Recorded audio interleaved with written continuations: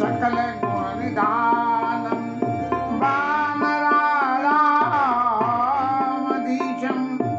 रघुपति प्रिय भक्तम बात जा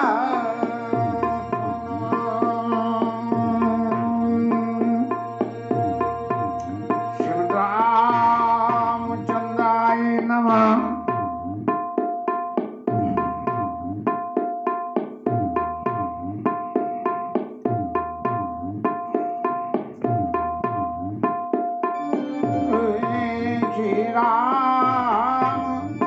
भद्राय नमः। श्री सीता राम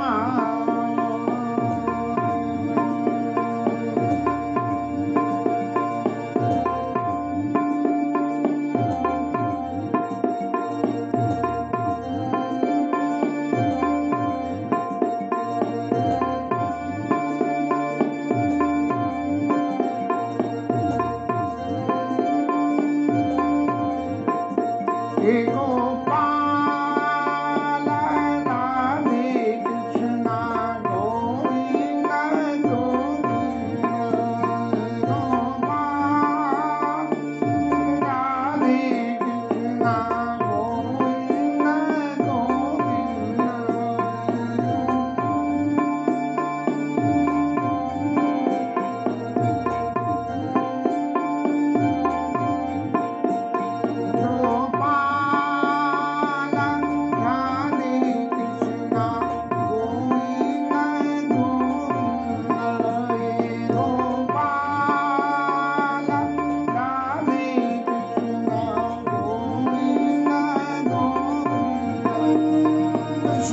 गोविंद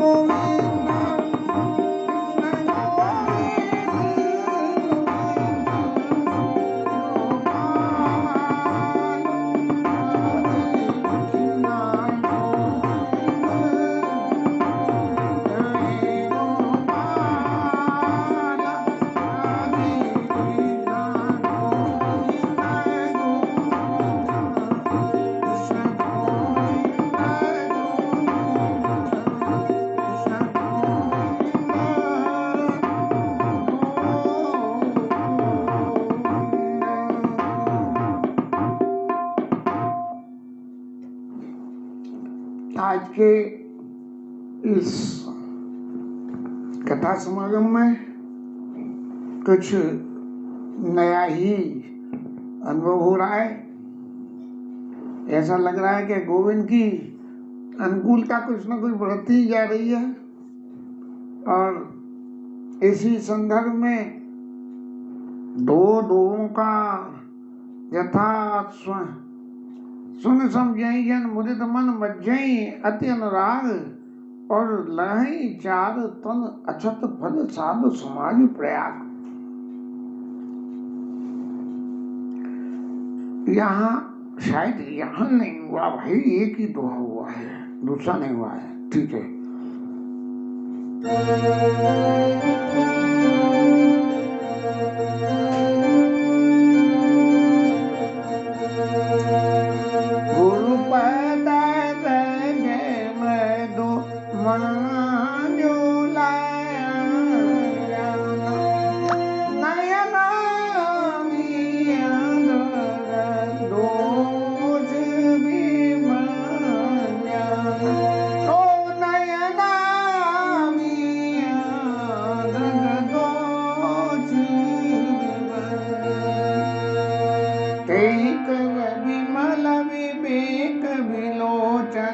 वर्णौ रामचरित भवमो बांधौ प्रथम मई सुर चरना मोजनित संशय सर्व हरना। किसी भी शुभ काम को करने के लिए एक ऐसे संसाधन की जरूरत होती है कि जिस संसाधन से सफलता मिलने की गुंजाइश ज्यादा बढ़ जाए। घर से बाहर हम कहीं घूमने जाएं, फिरने जाएं तो रास्ते के खर्च के लिए और खाने पीने के लिए, बाल बच्चों का संग हो तो उनके हिसाब से कुछ न कुछ साधन चलता है। इसी तरह से ये जो शास्त्र का अध्ययन करने के लिए, शास्त्र के बारे में कुछ विचार करने के लिए भी एक रास्ते के खर्च की जरूरत होती है। और वो रास्ते का खर्च क्या है कि गुरु पद रज, गुरु जी के चरणों की रज है वो। मृदु मंजुल अंजन, वो कितनी शौक है कि आंख में लगाने का काजल होता है कि उसमें जरा भी कपट छन होना चाहिए, नेक भी बुरी कंकड़ी नहीं होनी चाहिए कि यहाँ घायल है। गुरु पद रज मृदु मंजुल अंजन, गुरु जी के चरणों की रज आंखों में लगाने के काजल के समान है। और नयन दोष विभंजन, नेत्रों के लिए अमृत के समान। और दृष्टि में जो दोष है, जैसे आंख तो है, नेत्र सब कुछ अपने जगह सही है, लेकिन आंख का पर्दा यदि खराब है तो इमेज सही नहीं बनती है, फोटो सही नहीं है। तो नयनामिया दगा, आंखों के दोष विभंजन, जो आंखों में जो कम देखने की सामर्थ्य है। संसार में रहके जीव संसार की बातों को सीखता है और गुरु जी के संग रहकर परमार्थ की बातों को सीखता है। तो गुरु जी के संग रहने का जो फायदा है वो परमार्थ की बातों को देखने के लिए नेत्र सक्षम होते रहते हैं। अब कहीं आमतौर पर ऐसा ही देखा गया है कि हम भी यहाँ तक है कि कहीं पूजा करने जावे, मंदिर में जावे तो पुजारी बाबा क्या कर रहे हैं, ये बात पहले दी के ठाकुर के दर्शन पीछे हो, तो ये नैनों का दोष है। तो नयना मिया दग दोष विभंजन, और जब गुरु जी के रजों का अंजन आंखों में लग गया, कही कर विमल विवेक विलोचन, जब गुरु जी के चरणों की रज का काजल आंखों में लग गया, तब क्या हुआ कि बरनऊ रामचरित भव मोचन, बिना गुरु की कृपा के ये संभव नहीं होता है। मैं पुण्य निज गुरु सन सुनी, कथा सो सूकर खेत, समझी नहीं तस बालपन तब अति रहेहु अचेत। गोस्वामी जी ने खुद लिखा है कि मैंने बचपन में जो है नावादास जी थे इनके गुरु शायद, तो वो उनसे जो है कथा सुनी, लेकिन बचपन में तब मेरे को जो है ज्ञान नहीं था, इसलिए अचेत था मैं। तो सुन तो ली, लेकिन सुन के वो हृदय में डटी नहीं और वो बाहर चली गई। क्यों? तब आंखों में गुरु जी कृपा का अंजन तो था, लेकिन गुरु के चरणों का अंजन नहीं था। जब गुरु के चरणों का अंजन लग गया आंखों में, तो बरनऊ रामचरित भव मोचन, इस संसार के बंधनों से मुक्त करने वाला भगवान राम के चरित्र का वर्णन अब मैं करना चाहता हूँ। और इस वर्णन करने के लिए पहले इस संसार के इस लोक के, परलोक के, देवलोक के सब लोगों के लिए वंदन करना ही उनकी कृपा को प्राप्त करने के लिए, जिससे कि हमारी वाणी में ये सक्षमता आवे, और उसके लिए जो है वंदना करते हुए गोस्वामी जी लिखते हैं।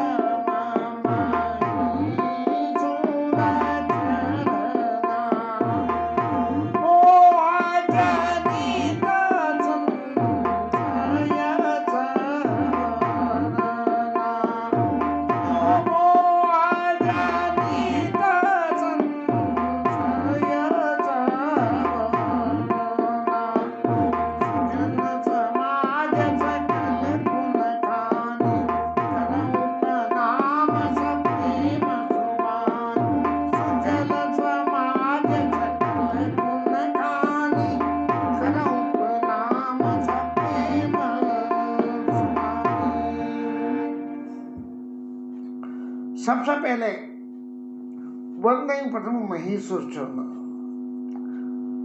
महीसुर माने ब्राह्मण, मही माने पृथ्वी और सुर माने देवता। तो पृथ्वी का देवता कौन है? पृथ्वी का देवता ब्राह्मण है। कैसे है ब्राह्मण?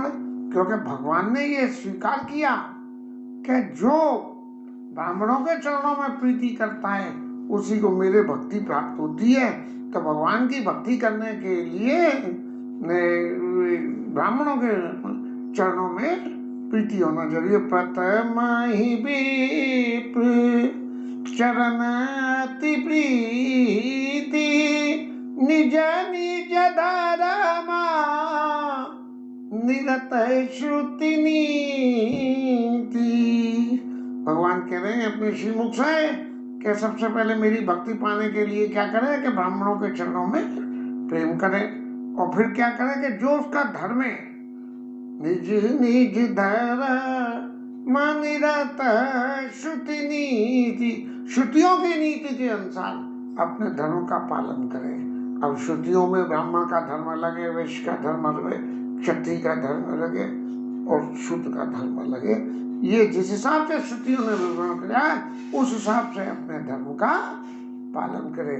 इस धर्म के पालन करने का मतलब आज के जमाने की चालू हुई बातों से कोई भी नहीं है। ये श्रुतियों का धर्म है कि ब्राह्मण का काम ब्रह्म कर्म करना और क्षत्रिय का काम जो है सबकी रक्षा करना, वैश्य का काम व्यापार करके समाज का हित करना और शूद्र का काम सबकी सेवा करना।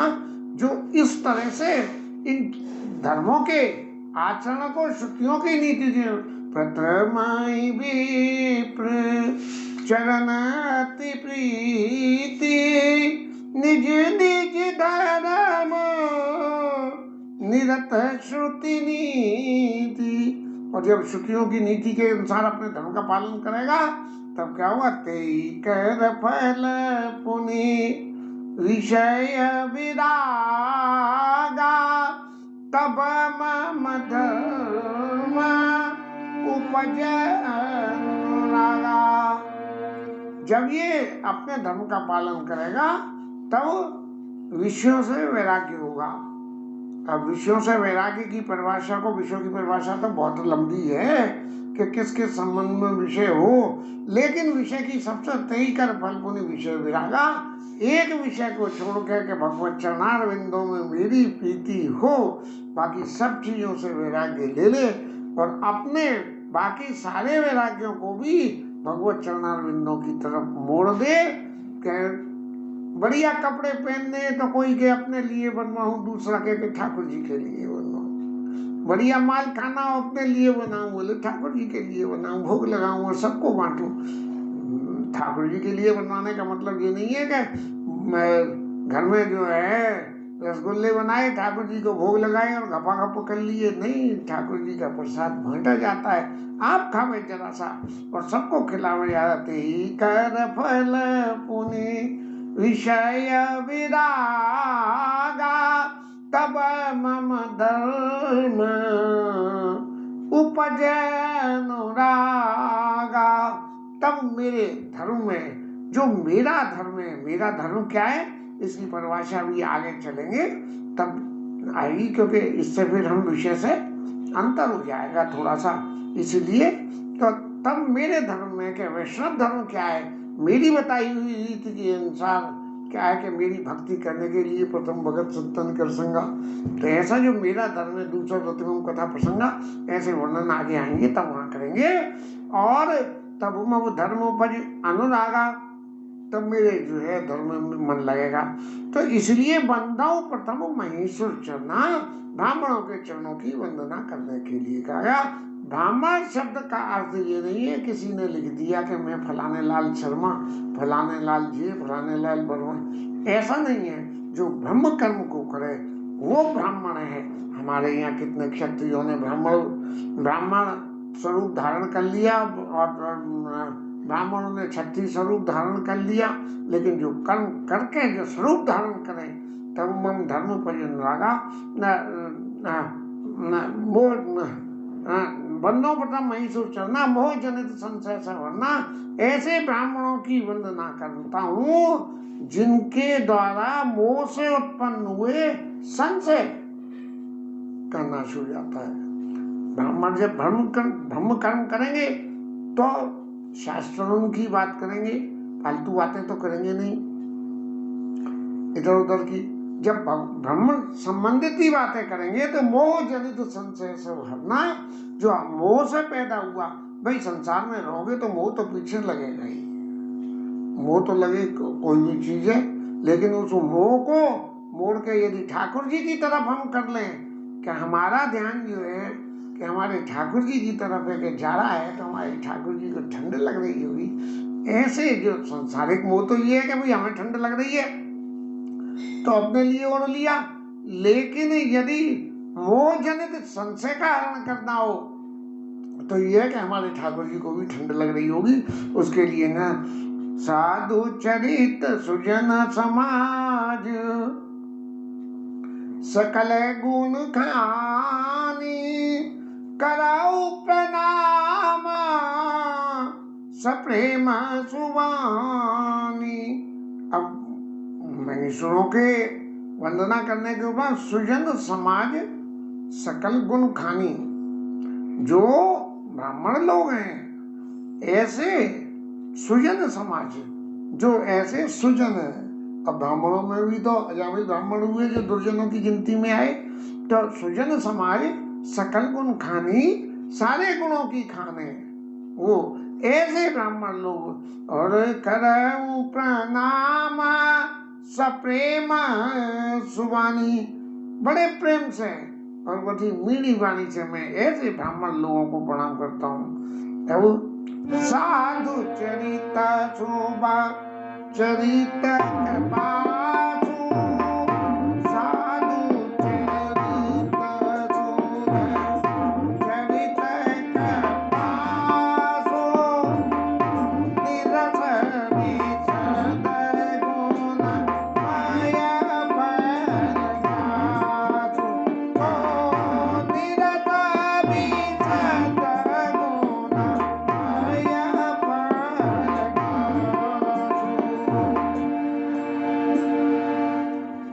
साधुओं का चरित्र जो है वो कपास की तरह से होता है। कपास का गुण क्या है? कपास का गुण एक ही है कि कपास के फूल में कोई स्वाद नहीं होता, कपास के फूल में कोई गंध नहीं होता, लेकिन उसमें वो जो कपास लगती है वो जो सही दुख पर छिद्र दुरावा। ये कपास के जो है धागे को खींच खींच के और सूत बना के उसका कपड़ा बनाया जाता है और वो दूसरों के छिद्रों को ढक लेता है शरीर के ऊपर पहनने के क्या दोष है। तो इस तरह से साधु चैत शुभ चैत कपासु, साधु लोगों का चैत कपास के समान शुभ होता है और निरस विशद गुणमय फल जासु, जिसके फल में कोई गुण ही नहीं होता है, लेकिन जो सही दुख पर छिद्र दुरावा बंदनी जय जग जस पावा, जो के अपना काल को अपनी को खिंचवा के और सूत बनवा के दूसरों के छिद्र बना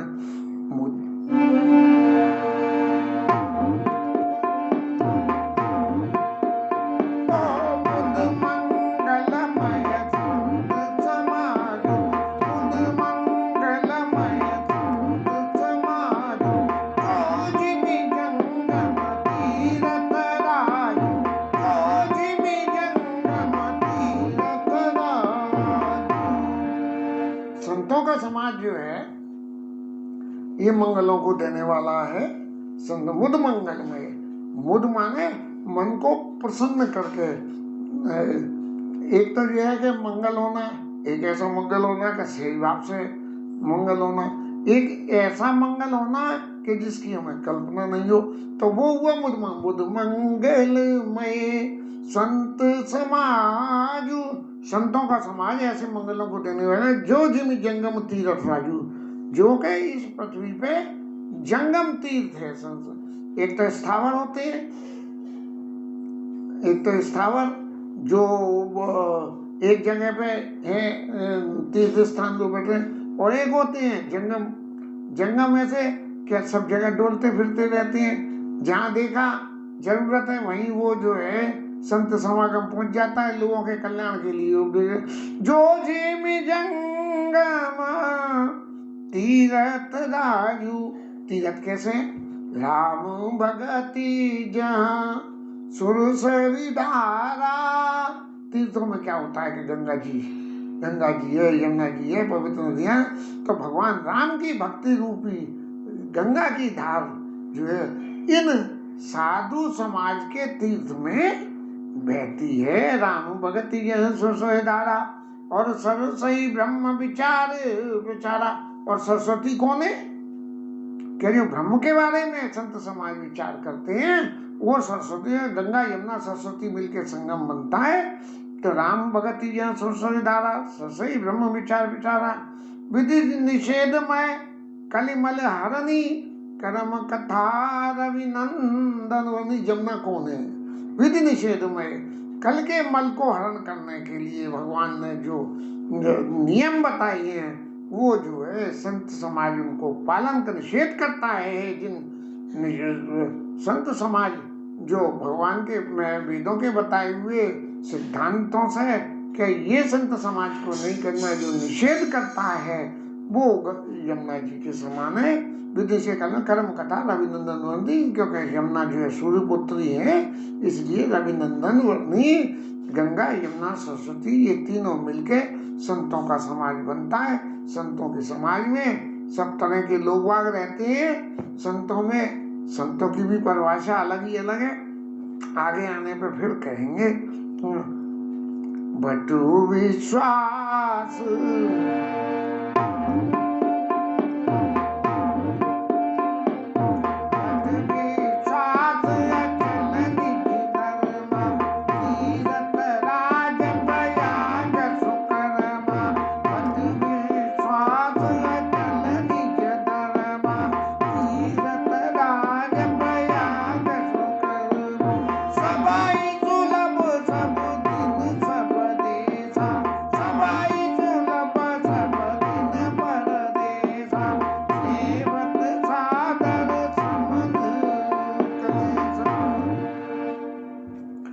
प्रयागराज के तीर्थ में क्या है कि अक्षय वट है।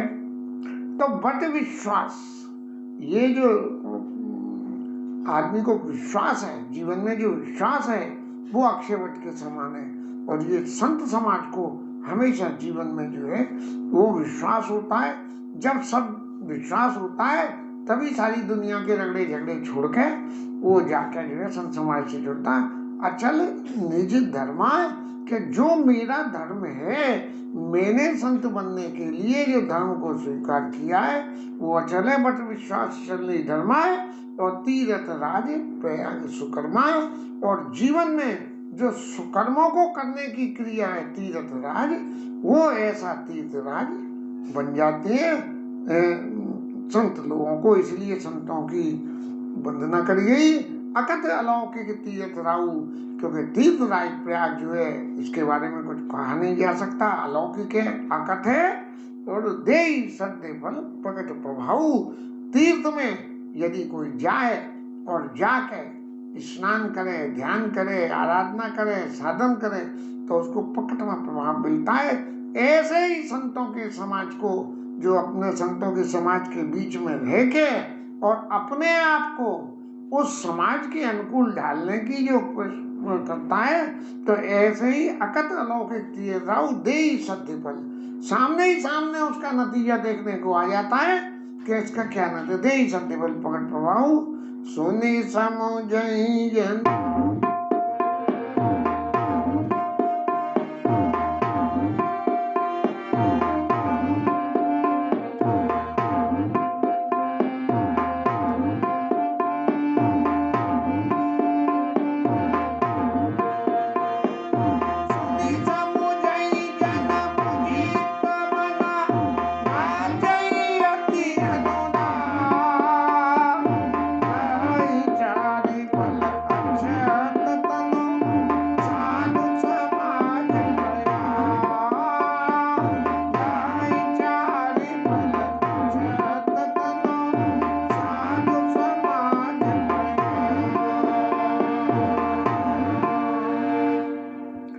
ऐसा समझ के जो मुदित मन से और इन संतों के तीर्थ में मज्जन करते हैं, नहाते हैं, कुल्ला करते हैं, आचमन लेते हैं, तो लही चार फल, वो चारों तरह के फल, अर्थ, धर्म, काम और मोक्ष, ये चारों चीजें उनको लही चार फल अक्षत तनु, इस शरीर में रहते हुए ही साधु समाज प्रयाग, साधु समाजों के प्रयाग में जो आदमी स्नान करता है उसको इस शरीर के रहते ही चारों फल, अर्थ, धर्म, काम, मोक्ष प्राप्त हो जाते हैं। इसके साथ ही इस कथा को आज विश्राम देते हैं।